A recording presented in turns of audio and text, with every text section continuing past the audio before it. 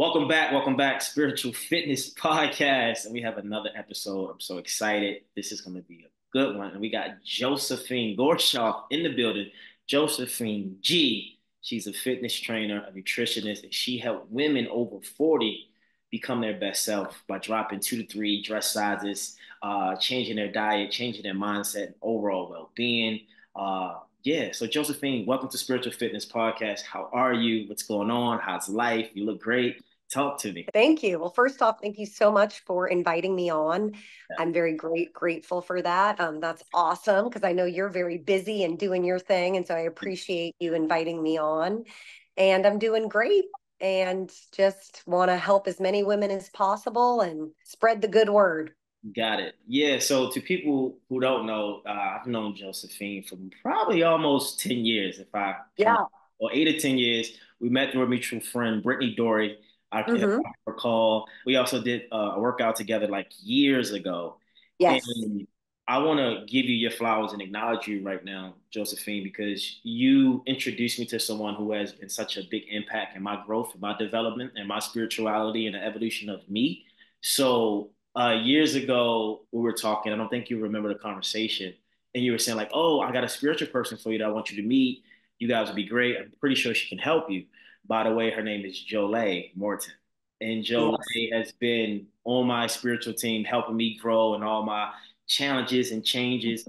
And people listen, I want you to know, like sometimes you never know why you meet people, but Josephine has been such a phenomenal presence in my life without being in my life for all those years. But Jolie has helped me so much. So I want to say thank you for passing on that relationship with Jolie, for her to help me and help so many other souls that I passed her along to as well. So your presence, your spirit is so phenomenal, so strong. You're also a mom. Your motherhood looks great on you. So Oh, thank I want you. to acknowledge that. And you always just been a great light in this world. So before we get into our discussion, I just wanted to give you your flowers because you deserve it. But let's talk about fitness. Like, why fitness and how did you get started? And what was that turning point where you say, you know what, I want to help women get where they need to go? Absolutely. Thank you. Great question. So, I've been in the fitness industry for about 10 years. Yeah. I started out as a group fitness instructor. Back in the day, I was doing like boot camp and spinning classes. Started off at LA Fitness, step aerobics. If anybody remembers, I'm aging myself a little bit there for my over 40 crowd. So, yeah, so I started with group fitness. I absolutely loved it. I loved the energy, the passion, the loud music, getting your sweat on, helping people, having fun. And then I was like, okay, I want to take it to the next level. So then I got a personal training certification, multiple of those, started working with people one on one all throughout Los Angeles at different gyms and privately. Then I went and got my nutrition certification. So this is the last 10 years. And then in the last couple years, after having my son, who's actually 4 today, it's his birthday, I decided to kind of look into the mental aspect of health as well as dive deeper into hormones, perimenopause, menopause for women over 40 and specialize in that. So I've gotten some other certifications recently, trauma informed health coach, which focuses on eating disorders and binge eating, overeating, the mental aspect of health and wellness. Yeah. And then also gone back to get a holistic advanced nutrition certification, which is focusing more on hormone health, adrenal dysfunction, balancing the hormones, inflammation. So it's a deeper dive, a little more gritty. Yeah. So I'm always looking to increase my knowledge because it's something I'm passionate about and I hope to share with other women. So I love to learn and continue to learn. And I plan on doing more of that. Yeah, I think it's important because in the fitness community, you don't know, or it's not out there. When you get your certifications, they don't talk about hormone imbalances, at least in some of No. the ones I've taken. So let's unpack that. Like, what is hormone imbalances and what triggers it? And is it an age thing? Is it genetics? Because I have a lot of women clients, and I know it's different when women are in their cycle, how they train, how they Mhm. work out, how they show up in life. What is it that you provide that helps women become aware of or get more of a privy to better their life and their well-being? Like, how does that work from a hormonal standpoint? Yeah, great question. So, obviously, if you're a cycling woman, which means if you have your period regularly, we've got different levels of hormones that are coming out at each phase of our cycle. And there's 4 phases where a man is on a 24-hour cycle. A woman has 4 phases per every 28 days to 35 days, depending on the length of their cycle. And during that time, different fluctuations in hormones affect our mood, they affect our energy level, hunger, cravings. Now, that is happening from the time you start cycling, depending on the age of the female, and then all the way up to menopause. And menopause is when you haven't had a cycle for 1 full year. And the average age of that for women is 51. That's the average age, but it can happen earlier, it can happen later as well. It's bio-individual. So I focus on working with women 40 plus, and typically that's the time of perimenopause. Perimenopause means before menopause. So they still have their cycle, but it may be irregular. They may be noticing different hormonal shifts, and these hormonal shifts affect every aspect of your health. Wow. So they affect cognitive function, brain fog, they affect energy levels, they affect mood, they affect bone density, they affect muscle mass. So women lose like 1 up to 8% of muscle mass for every year after the age of 40. That's called sarcopenia. So it affects every aspect of your life when you go into the perimenopause and then into menopause. So perimenopause is lots of fluctuations in estrogen and progesterone.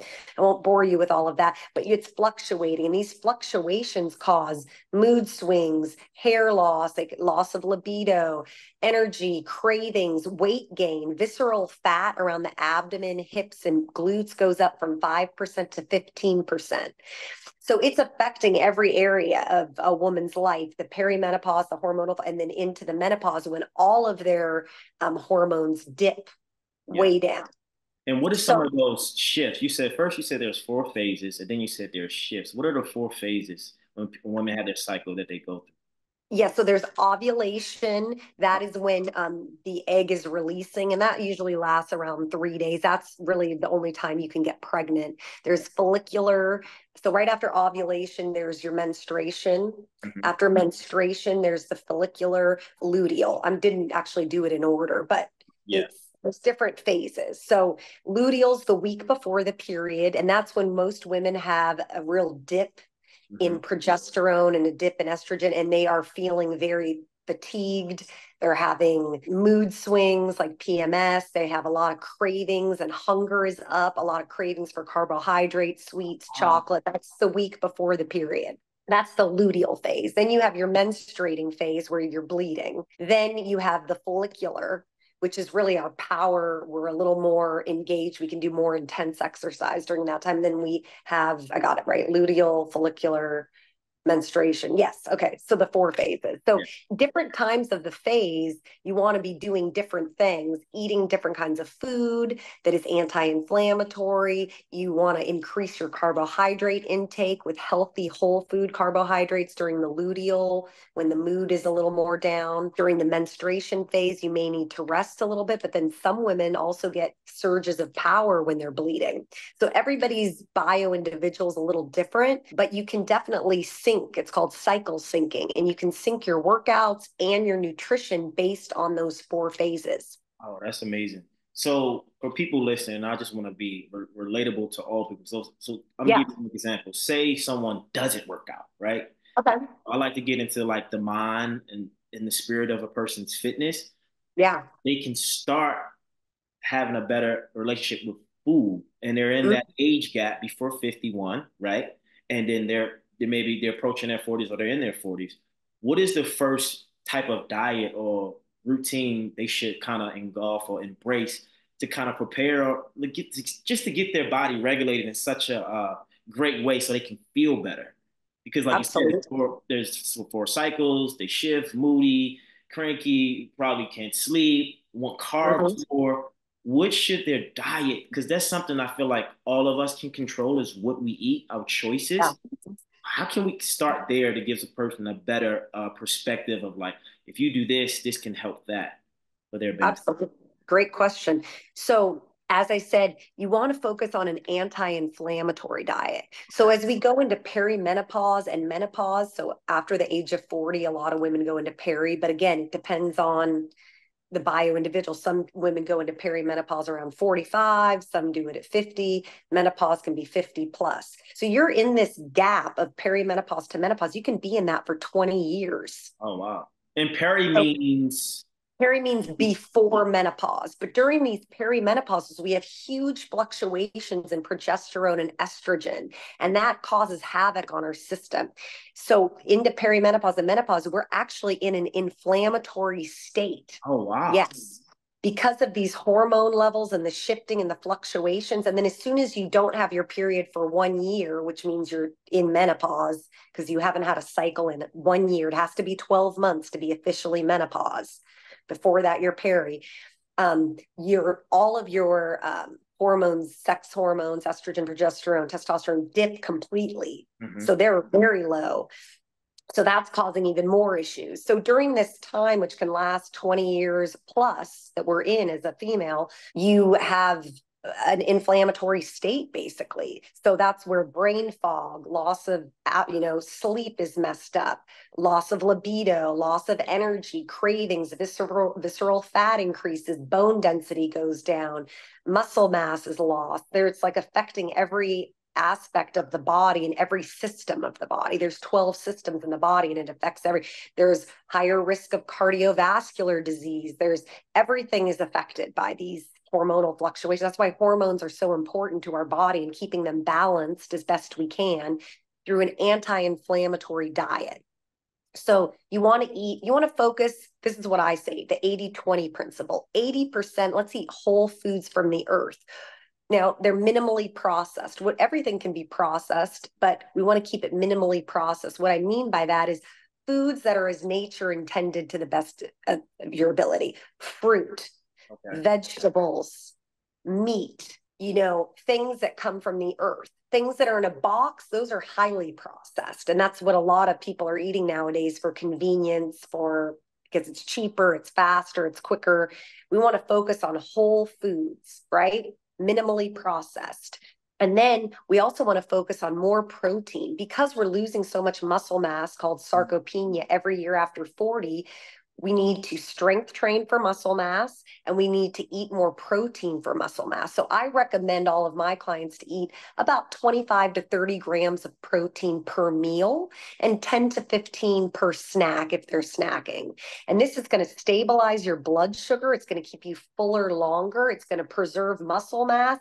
And it's also protein has a higher level of TEF, which means a higher energy expenditure than the other macronutrients. So protein, when we eat it, burns more calories for our body to digest than fats and carbohydrates. So you want to always focus on protein, and I'm talking good, clean, quality sources. Grass-fed, organic, depending on what you can afford, obviously. But what's the best protein for a woman's body? There's not one specific protein that I like that's like above all and beyond. What I find is just getting the most protein you can. Now, there's lean proteins and there's fattier proteins. So if you're looking to lose weight, you want to make sure your protein to fat ratio is exact. So like obviously a grass-fed organic hot dog, that's going to have more fat. Yeah. Than protein. Whereas like a lean piece of chicken breast is going to have more protein, less fat. So you want to make sure that when you are eating, it's good to eat higher fat meats as well. Mm-hmm. But you want to make sure if weight loss is your number one goal, you got to make sure that your ratios are balanced. And that's why it's so important to work with a coach, because it's not so easy as just like, okay, I'm just going to eat the first protein source. To see different proteins have different amounts of fat, different amounts of because protein. I think what happens with people is that when they get in the gym of nutrition, they get confused if they don't know what it is, as well as they get in the gym of strength training, they don't know what workouts to do. So exactly. Should they be eating more chicken, more beef, more plant protein? Like what type of protein? So someone who doesn't know terminology, they have no clue about nutrition. They're like, what type of protein should I get right now in this moment if I'm listening to you right now? What should they buy? For me and what I recommend to my clients, I do like animal-based protein. The reason is animals have 9 essential amino acids. Okay. And so with plant proteins, you typically have to do food combining. meaning you'll have to get beans with rice, with the tofu to get the same 9 essential amino acids you would get from eating ground beef or something like that. So I like, animal based, but if you're a vegetarian, you still can get your protein. You just have to be very cognizant of the fact that you need to combine. You've got to watch your carb ratio. A lot of plant-based things are higher in carbohydrate than protein. So if you're trying to, again, if your goal is weight loss, you got to make sure that all your macronutrients are carbohydrates, fats, and proteins. You got to make sure they're balanced to your goals. And each person's body composition and goals are bio-individual. There's no like one stop shop of like, okay, you need this amount of macros. It's very specific to the individual, to their health history, to their age, to their activity level, to if they're sedentary or not, to their health history. Do they have autoimmune conditions, thyroid? So all of these things. That's why these cookie cutter diet programs, they're a good maybe starting point to like get wet your whistle, like to learn a little bit, but they're not going to be the be all and end all because they're not specific to your specific body. Working with a coach who's really knows her stuff or his stuff, like you, that's going to help someone because that's taking it to the next level. And every professional athlete, most every government official, they work with coaches, a speech coach, a writing coach, athletic coach. So if you want to be at the best of your ability, work with a coach. Yeah. And that's the thing. I think most times it's like in this world of fitness, we have ideas of what we think we should eat. We have ideas of what we think we should train, right? So as we age, our body changes. I realized when I was hiking in Peru not too long ago that because I was plant-based and I wasn't lifting weights or having, protein as meat, my body felt weak and I was losing muscle. And my friend was like, Eric, I feel like as women get older, we gain weight, right? You was talking about visceral fat and I feel like guys, we lose muscle if we don't lift weights. So from your perspective, if I'm coming on to you as a client, just say a woman, just say someone's coming Yeah. on, they're 42 years old, they're pretty healthy, they're in shape, but their hormones are kind of triggering like their weight from their stomach area, and they're out at night. What would you prefer them to eat at dinner? Like, what should they order off the menu? Should it be like steak or should it be like chicken breast and then like some veggies with fruit? Like, what type of protein? Like, should it be chicken? Because I think, or salmon. I think people get confused on what protein because people need to be told what to do. So, what would Yeah. you recommend? So if it was a woman 42 and her goal is weight loss, what I would do is I would make sure she has enough fiber. So Okay. 30 grams of fiber per day. And fiber we get from usually vegetables, but you can also get it from oatmeal, brown rice. Fiber is going to help the gut microbiome. It's going to help with digestion. It's going to help with bowel movement. So you want to make sure you got enough fiber on your plate. So that's mostly from veggies, fruits, and some carbohydrate sources. Then you want to make sure protein is the main thing because that burns more calories because when you eat it, the energy expenditure of digestion is higher than the other macronutrients. So you want to have protein. So if weight loss, go for leaner proteins, but you do want to also have some fat in there because fat actually balances hormones. We need healthy fat. That's why the low fat diet in the What's late a 80s. healthy fat that someone could? Oh, yeah. Absolutely. A healthy fat, avocado oil, avocado, olive oil, olives, Okay. fat from certain meats. So if you're eating like brown meat chicken, like the thigh, that is higher in fat than the white meat chicken, which is the And that's breast. actually healthy for you, right? Yeah, Most fat is times good. people don't eat the fat from the meat. Yeah, so that's an actually misnomer. We do need fat, and especially women over 40, it's really important to get enough fat to synthesize hormones. It helps with hormone production. And it does a whole lot of other things in the body as well. So you want to make sure to get healthy fats. But say, for instance, you're having a side of avocado already in your salad, and then you were cooked it in olive oil, you probably have enough fat because you got your Oh, olive oil and avocado that maybe you would want to have the lean piece of chicken versus the thigh because now it's getting a little heavy in the fat area if weight loss is your goal. Now, everybody's goals are different. Some people want to change their body composition, which is not necessarily weight loss, but it's the way the clothes fit. It's more muscle mass, which weighs more than fat does. So I try not to have women get hung up on the weight on the scale. That's let's one. talk about that. that Yeah. freaks women out. I have a lot of clients Yeah. that, because I always say you're gonna lose inches before you lose weight, especially Yes. if you're lifting weight. Why is the scale such, I can't say this is a bad thing, but why does it Yeah. trigger women so much? What is it about the scale? I know from my mind the number, but do you tell your clients to stay off the scale? What do you So recommend them to do? Is how do yeah, you talk to a client that's trying to lose weight and get that body composition that they're looking for? I say that should not be your main focus. You can use it as a tool, but here's most of my clients at the beginning, they're telling me they're weighing themselves every single day. I said, okay, stop doing that. You don't need to do that. First off, how do your clothes fit? Have you lost inches with a tape measure? How do you feel? Take photos. How are the photos looking? Do you see a change in body composition? Because muscle weighs more than fat, and we're trying to build lean muscle because lean muscle is going to burn more calories at rest than fat is. Say that Why again. yeah. Why would you weigh yourself every day? Also, as a woman, again, hormonal fluctuations during certain phases of your cycle, you hold more water weight and you retain more water. So that's water weight. If you had a lot of carbohydrates the night before, you're going to retain more water because carbs retain more water. Okay. If you didn't have a bowel movement, you're going to weigh more. Like if you slept really poorly, you're going to weigh more. If you exercised before and you sweated a bunch, you're going to lose water weight, you're going to weigh less.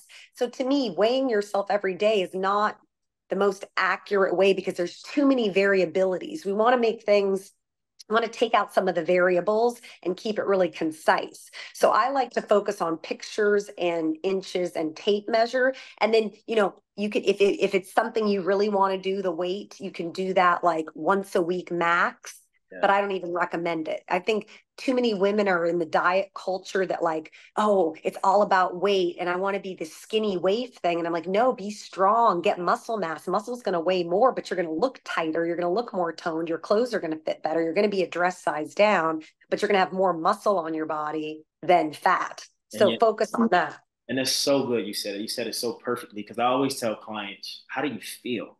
Right? Yeah. Because even, as a man, it's like, oh, I want to be lean like a ball player. I don't want too much muscle, but then I lose too much. And I'm like, man, am I skinny? So even I'll get in my mind about Mhm. my body and so it's like, no, I want to be strong. I want to be fit. I want to feel good. I want to vibrate like high in who I am. So it's good that you said that, like, the scale is good, but use it as a tool, right? Yep. And understand your cycle and your phases and what food, is good for your body because everybody can't be plant-based, right? Nope. I think it's so important. So let's move it into like, women who are moms out there, right? I Yeah. have clients that got multiple kids. They're running a business. They're very entrepreneurial, successful. They have husbands and they Hmm. work out, but maybe their hormones are off where I have some clients that don't even eat as much, right? Yeah. So what do you recommend for women who are constantly active and busy in business, as well as a mom and as a business owner? How should they look at their diet and exercise routine throughout the week? What would be the resume you would give them to kind of focus on to kind of be more stabilized in their body and in their mind so they're not all over the place mentally and emotionally? Absolutely. Great question. What I see a lot of women over 40 is they are stuck in diet culture where they are thinking they have to eat less and exercise more. Mm. And so they're so focused on skipping meals or fasting for too long or eating snacks as regular meals. So they'll, have 2 cups of coffee, then they won't eat till like 2 p.m. And then they'll just have like a handful of nuts and a banana. So they're not fueling their body. They're Mm. not stabilizing their blood sugar. And I get it because they're so busy. They're like, I don't have time to eat breakfast and eat lunch. I'll just eat dinner. What happens though your blood sugar's been unstable all day because you skipped meals. You're running on cortisol and adrenaline from the coffee. You haven't had anything to eat. You've been running on stress hormones. You've now had like a snack to hold you over. Now dinner comes. You're finally decompressing. You have time. You end up binge eating. You end up overeating all your calories in one sitting. Then you've got all these cravings for sweets after the dinner because your blood sugar wasn't stable all day. You were running on stress hormones. Now you're finally like, I can breathe, and now you can't stop eating. I think I can relate to that. I think I do that sometimes when I'm A like so lot of no, busy most and then yep, I eat a big meal and then I'm like, I'm so hungry afterwards. That makes so much sense. You're not stabilizing your blood sugar. And I Right. get it. I used to be like that too, because we live in a society where we're not like we're in Europe, where people stop and they prepare lunch and they take an hour siesta and they take an hour. We're go, go, go. So people are eating their lunch in their car and they're eating protein bars and processed crackers and just going and just, okay, I'll have a cup of coffee and I'll eat later. And then they get busy on Zoom calls and they don't prioritize their health, their blood sugar, their mental health. Blood They sugar. feel like Yeah. crap. Yeah. So can you give us the Josephine fit formula for 40 and over, or however, what is the blueprint that you can give someone to look at? And that, like you said, everyone bio individuality is different, Mhm. but just from a general standpoint that they should eat or kind of follow to kind of keep that blood sugar level, kind of keep them regulated throughout the day, where they're not like me. I'm saying that's me. I'll have one meal, big meal, and then like late at night, I'm binge eating snacks. Mhm. Like, what is Yep. that? And I can't You control can it. eat all. It's weird. Yeah.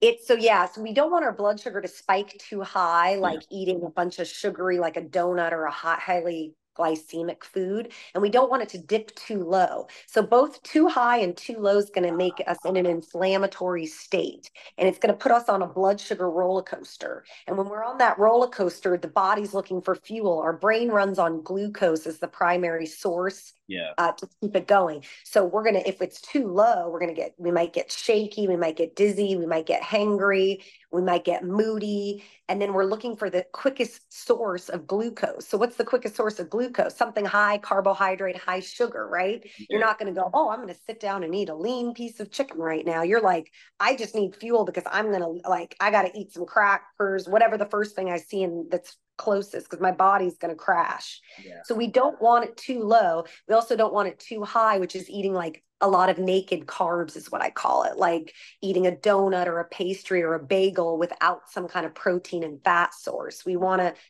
yeah, because that'll spike your blood sugar. And then what happens is you get hungry an hour later. Have you ever had Yeah.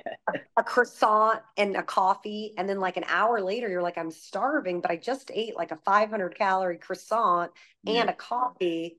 It's because your blood sugar spiked Got it. and then it dropped really fast. It didn't plateau. So now you're hungry again. That's why you want to eat protein. It's going to stabilize the blood sugar. Fiber is going to stabilize the blood sugar because it's slower digesting. You want to eat fats, slower digesting. It's going to help have all the macronutrients. So for a very busy woman, I say keep it simple.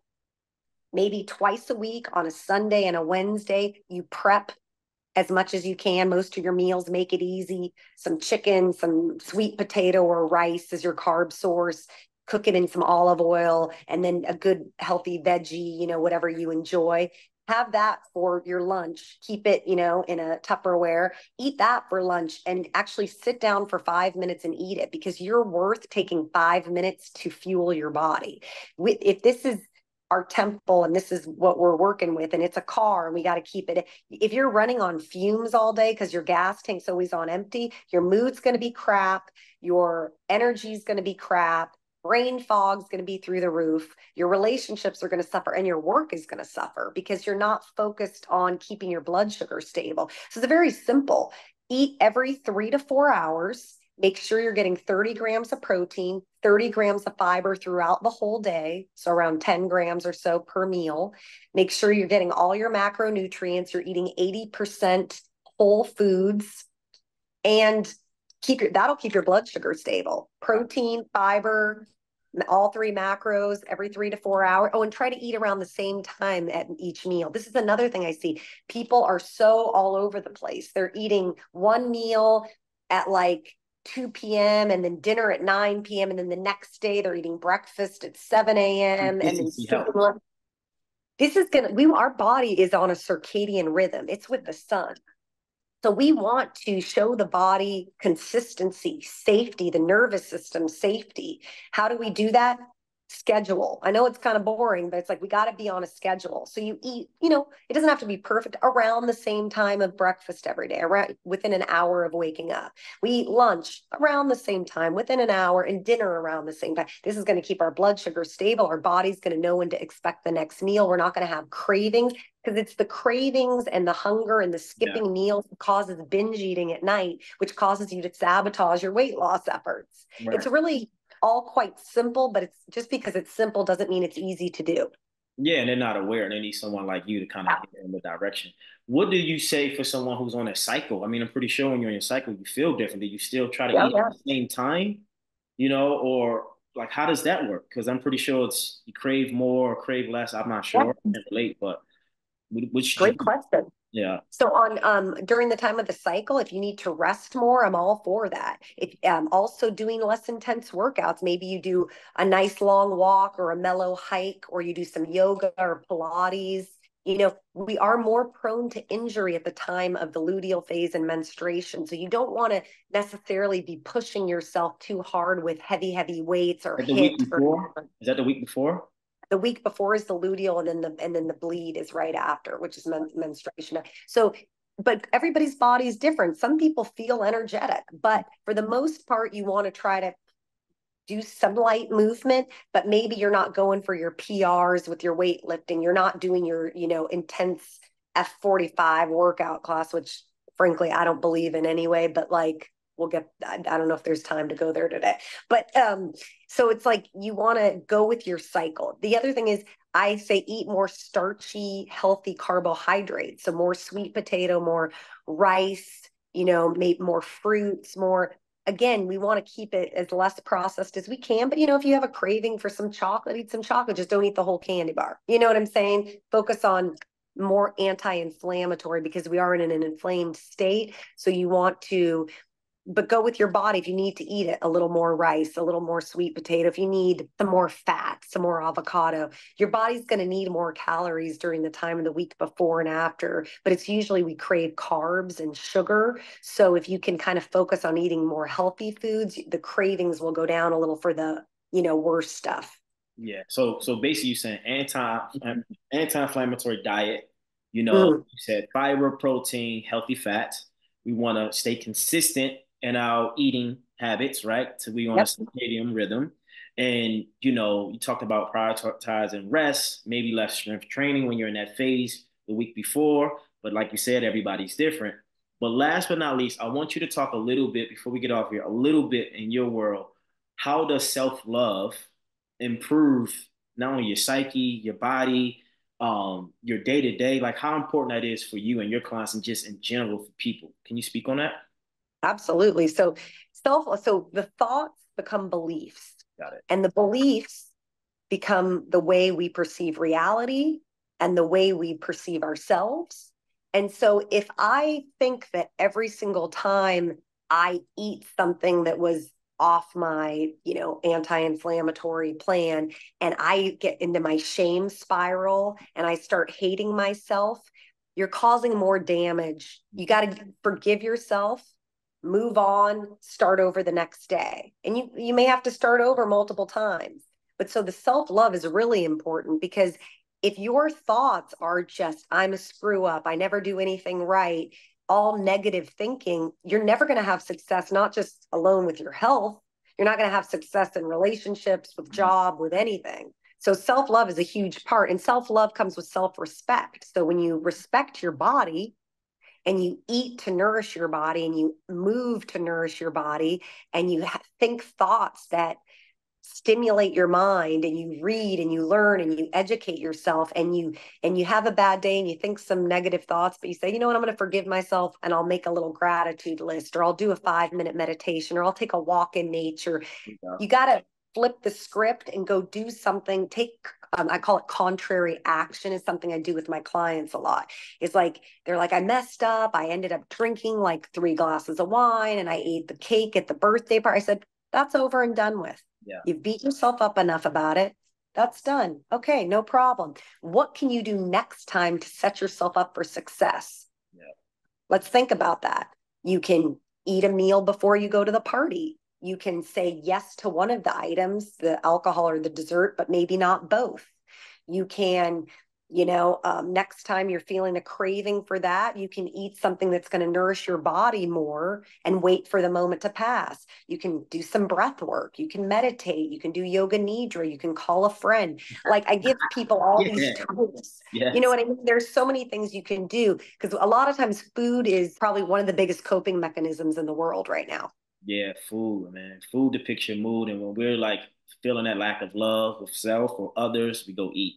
We binge eat, Hmm. we emotionally eat, and it fills us up until we feel good, and then we self-sabotage the weight loss or the process to the progress. So, I mean, that's beautiful. And I think this is why, I wanted to interview you and to talk about this because you have this medicine within your vessel of how you show up. I've been watching you for years, work out, be consistent, even being a mom now, you're still working out, you're still prioritizing yourself, self-love, self-respect, eating, even though it might be tough at times, you're still regulating yourself to be in the highest vibration for you so you can serve not only yourself, but your clients. And I think as women, from my standpoint, having women clients, they're always putting others first, especially moms, Yeah, right? yeah, I'd love to talk about that in a minute when you're done. Keep Yeah, going. so you can go because I mean I think it's important for people to like hear like your perspective because you are a mom and it is hard at times because I have no clients that they're just say momhood is overrated. It's not what people think. It's stressful. Yeah. It's a lot. Can you speak Mhm. on that? Yeah, I would say the number one thing stopping people from getting their goals with anything in life is mindset. Yeah. So before I know the exercise and the nutrition and the latest diet and fad and all that seems like that's the most important. It's actually your mindset because self-sabotage, subconscious programming, subconscious blocks, that's what's keeping you from getting successful and getting to where you want to go. So mindset is number one. That's not the glamorous part. So no one wants to talk about that. But when I work with my clients, mindset is probably one of the biggest things we work on. Yeah. So that's one. Two, for women in general, I get it. There are times in life where you kind of have to put yourself on the back burner a little bit. But what I'm seeing too much with women is they're doing that 5, 6, 7 years. Your kid's now 6 years old and you're still not taking care of yourself. At that point, you are not prioritizing yourself. And I get it. It's hard, especially if you have, I only have one child, but if you have multiple kids and a full-time job, who wants to work out and eat healthy and all that? I get it. The problem is, I look at it as this analogy. If you're on an airplane, they always say put your oxygen mask on first. Yeah. Then you put it on your kid, your spouse, the next door person sitting. If you're always putting it on everybody else, your oxygen's depleted. So what's going to happen to you? Yeah. You're going to die Yeah. eventually, right? I mean, whether it's a mental death of mood and mental health issues, whether it's overweight, whether it's heart disease, diabetes, whatever. So the excuse that I'm hearing too much from women, and I understand because it's tough, is that I don't have time to prioritize myself. And what I say to that is that's a block and that's an excuse. And let's dive deeper into that and figure out why you've got that. What is in your psyche? Is it people pleasing? Is it boundaries? Is it childhood experiences where when you put yourself first, you were called selfish? You Yeah. see, like, what is it? Because to be selfish, I want to be selfish because you know what? When I'm selfish, I can give more to other people. Because if my cup is filled, I can give more to my son. I can give more to my clients. I can give more to my workout. I can give more to my friends. If mine's depleted and empty, I have nothing to give. I'm in a bad mood. I have no energy. I'm mean to my partner. I can't play with my kid. I have no energy. I plop him in front of the TV. And I've been there. It's not like I haven't done that. But I'm saying most of the time I try to focus on myself first and give from that. So that means, honey, I got to go meditate. Sorry, you're going to have to like play by yourself for 10 minutes. Yeah. Or like, I didn't get my exercise in today. Let's go on a walk together or push them in the stroller. Start small, like incorporate your kids into your workouts. Get them to be a good role model for them, work out with them or walk with them or put them in the stroller or get your spouse or partner on board, go on a hike with them or get some e-bikes or do a workout video for kids and the family and put it up on YouTube and move your body and show them like your body is so you can make it. It takes a little bit of habit change and it takes some creativity. And I get it, we're all tired and with the work and everything, but you're not going to be any use to your spouse, to your partner, to your kids, or your job. That's the other thing. People's like, my job, I have to make money. I have to make money. I get it. I've had financial pressures myself. However, how am I going to work a job when I have diabetes, 20 different health problems, brain fog, bad mood, depression, anxiety? You think I'm going to be a good employee or you think I'm going to get canned eventually? Yeah. You can get canned all day. So that's what I'm saying. So like you got to put your health first and then focus on your job, then focus on your kid, then focus on the thing. So I call that selfish, but self-love, selfish self-love. Yeah. Selfish self-love, health is wealth. We know that. Yeah, Josephine, absolutely. you've been an incredible guest, Oh, thank you. person. I appreciate all the information, insight, energy, and wisdom. How can we find you? How can we connect? Can you please tell us the social media accounts, all the things? So we want to be in your vibration and vortex and get your Thank mental you. coaching that you had for 3 months. Can you tell us more? Thank you. Yes. So I'm on Instagram. I'm at Weight Loss by JoJo. On Facebook at Josephine Gorchoff, Gorchoff. You can find me on Fitness by JoJo's, my website. And yeah, I have a 3-month one-on-one mentorship program for women over 40, professional women over 40 who want to lose 1 to 2 dress sizes, burn off the belly fat, boost their energy, and fit in their old clothes again and feel confident. And we'll be working on mindset. We'll be working on sleep. We'll be working on nutrition. We'll be working on exercise. We'll be working on mindfulness, inflammation, hormones. It's a holistic lifestyle program. So it works on all areas of your life: mental, physical, emotional, spiritual.